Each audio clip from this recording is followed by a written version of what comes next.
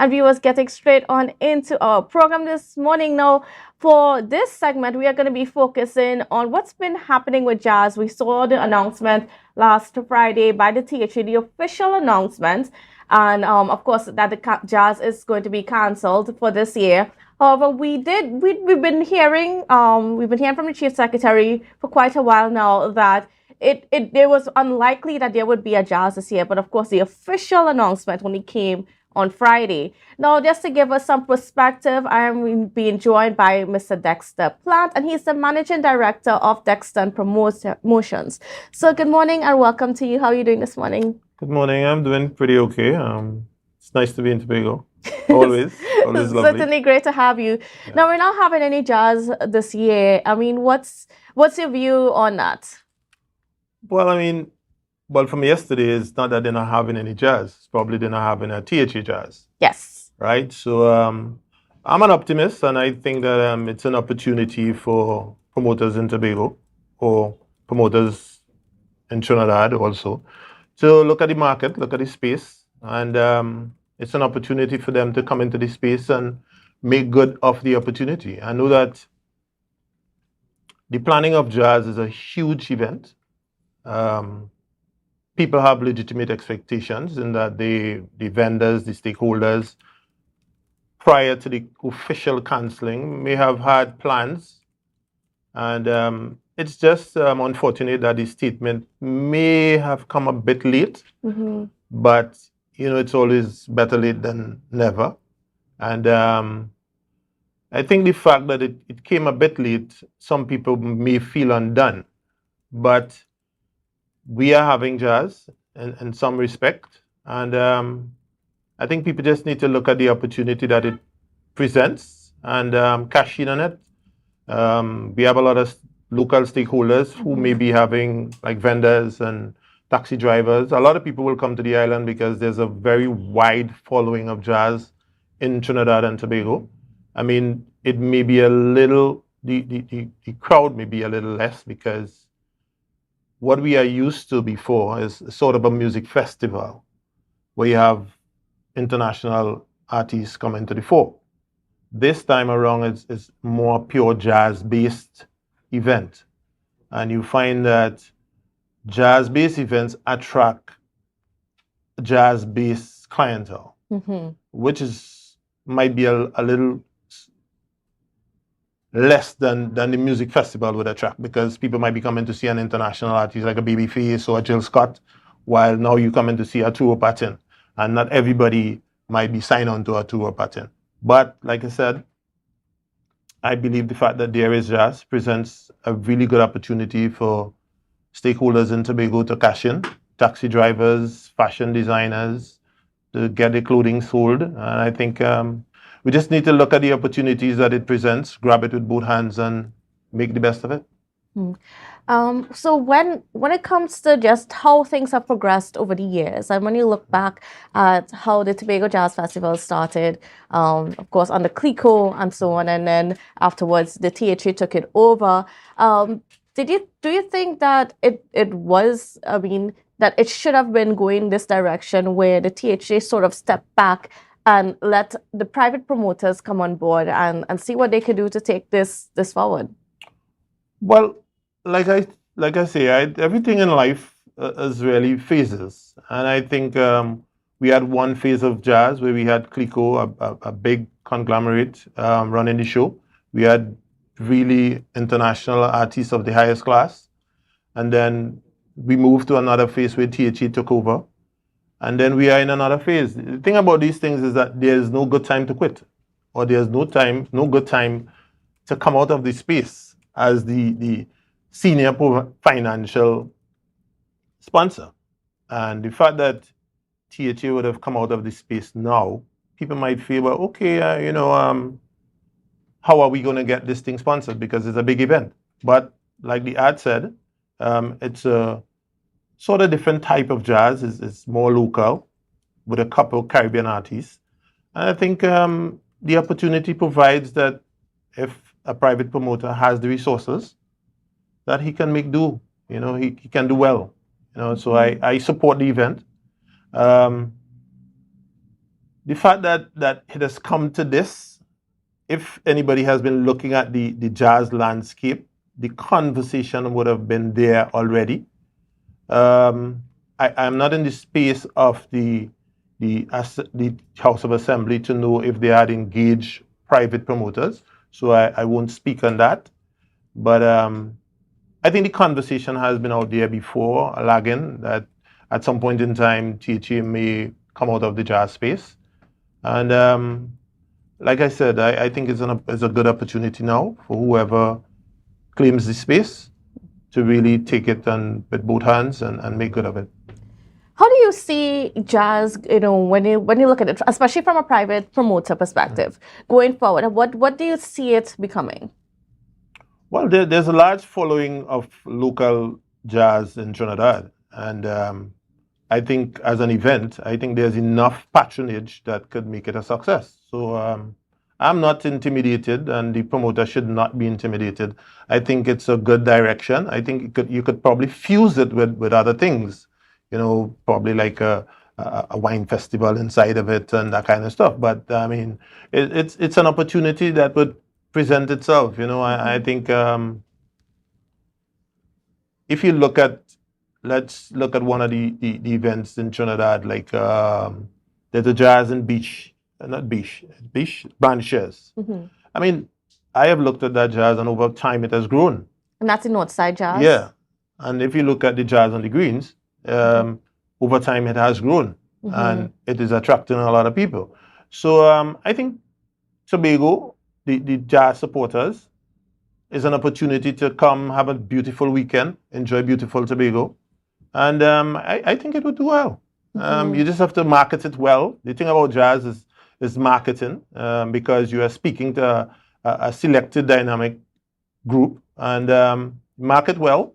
And once you put your stuff out there, I think you would get some patronage. Yeah. And when you also look at just even the people that attend to jazz. Now, you mentioned earlier that jazz has a specific niche, right?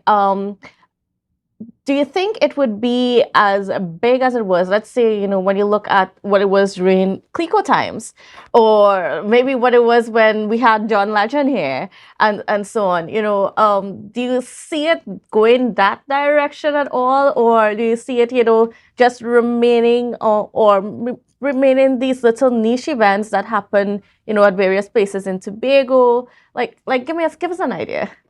All right. Well, I mean, honestly, when you have artists to the caliber of John Legend and Stevie Wonder, it's difficult for local jazz to attract that same volume of people. But the promoter has to know that he's speaking to a certain niche market, and he has to tailor his events and his expenses to that market. So I don't expect him to prepare like if he's having a John Legend or a Jill Scott. All right? In the same way that he's preparing for a tour tapping and there's Bigfoot. So I think it's up to the promoter. Clearly, Tobago will not see the crowds of John Legend and those that went before, but there will be crowds. And like I said, it's an opportunity to fuse the jazz with other things that may attract another dynamic of people. And there's nothing wrong with including other artists in this sort of local jazz setting. I just think that this is the first year, and there's an opportunity for the promoter to look at what is on the horizon, and then moving forward, he can plan properly. And then, who knows, he might be able to afford a couple big artists with sponsorship, and then the jazz may come back to what it was before, and even bigger. So, like I said, you just have to stay in a positive light. I think it's a good thing. It's a good thing for Tobago. I just think that Tobago needs to come out and support the event. Certainly. And when you even look at how the THA should support it going forward, because we've heard from the Chief Secretary many times that, he thinks that, of course, that this should be a private sector-led thing. And, then the THA could support in other ways. How do you think that the THA should be a support for something like this going forward? Well, I mean, I wouldn't like to speak for the chief secretary, because I don't know the sort of resources that he has available to him in terms of sponsorship. Because I know now it's a kind of critical time with the economy for all governments, not just Trinidad and Tobago, but internationally. And so I'm not in his shoes, so I really don't want to touch on that subject. But I think that Tobago as an island will benefit from jazz. Right. And I think that the executive of the THA knows that. And I think that once the promoter approaches them, I think that they are very reasonable people. And I think that some form of sponsorship will be forthcoming. I think that they know that Tobago is not the industrial capital that you can, or the manufacturing capital, or have sectors that would render sponsorship readily to events in Tobago, like in Trinidad, where you have large private companies. Tobago is basically the THA, So I think that they are quite aware of that. And I think that some level of sponsorship will be given. Okay. Yeah. And then, well, for this Easter, of course, we're returning with Hush. Yeah. Well, this is the 10th year of Hush. We want to have a really grand celebration. We have been looking at the landscape in Tobago, and we know that we don't see as much people coming to Tobago as before, since COVID, I think. And there had been other challenges with flights and the boats and stuff. But we are looking forward to a really grand event. We hope that the people of Tobago come out and support the event. It's 10 years. We have been providing a quality event for the island. And so this year would be no different. I think this year we are actually providing a eat all you can, drink all you can, because it's our 10th year anniversary, So tell me a little bit more about what we can expect for this 10th year anniversary. Well, we're bringing two artists. We have Wadix, who is the future of soca, I think, once guided in the right direction. And then we have Iwa, who is the first entertainer who had ever performed at a Hush event. We felt that it was really a time that we could have brought him back to deliver. So we have Iwa and we have Wadix. And we have some local DJs. We have Selector 3D, which is really good. And we have a couple DJs from Trinidad also to help produce the vibe. We have Isel and John Boy. We have Loud and Bashi. We have Ishmael. We have Assassin also. All right. So I think with the cast that we have, we have a really good cast to provide really good vibes. So I think we're in a really good place for Easter. I think the table is set. Just come out and have fun. And how can people get tickets and so on? Well, the tickets have been sold at Island Events, and then we have Terata, we have Jade Monkey, and then we have committee members. We have myself, Dexter. And if you follow the Instagram page at Hush the Event, there's a list of committee members who are selling tickets.